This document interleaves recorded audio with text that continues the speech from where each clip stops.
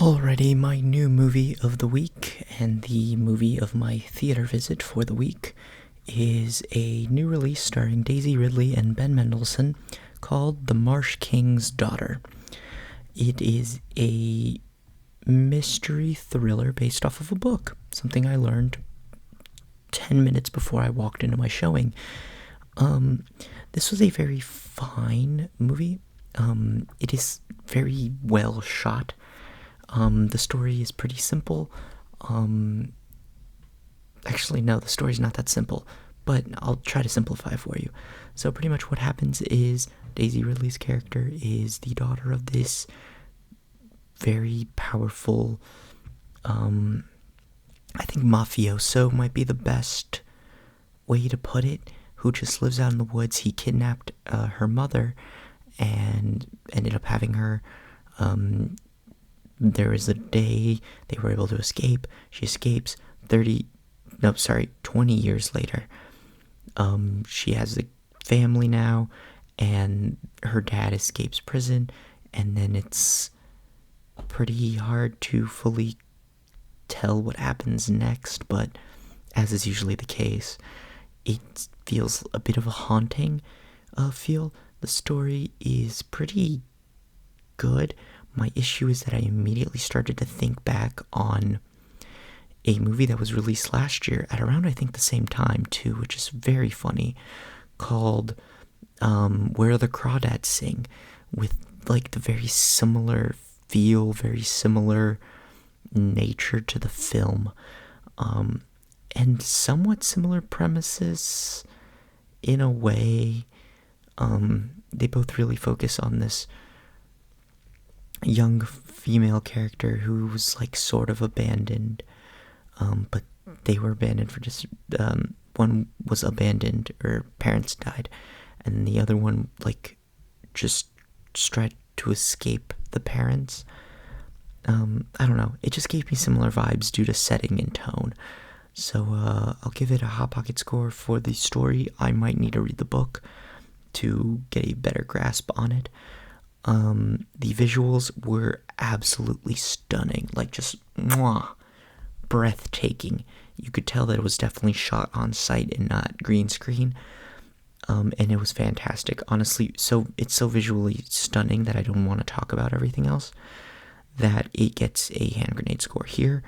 The director is, as I just now found out looking through IMDb, the same guy who directed Divergent and Insurgent and some other adaptations.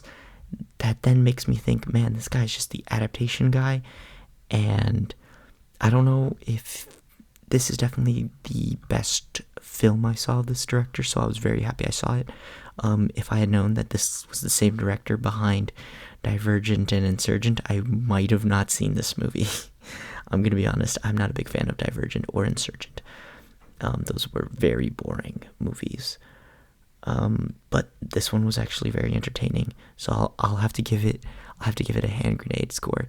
Even though I must say, I don't know if it's because of the story or how he paced the film, the director paced the film, but it does feel like we go from like an expositionary first act and we go like straight into the third act.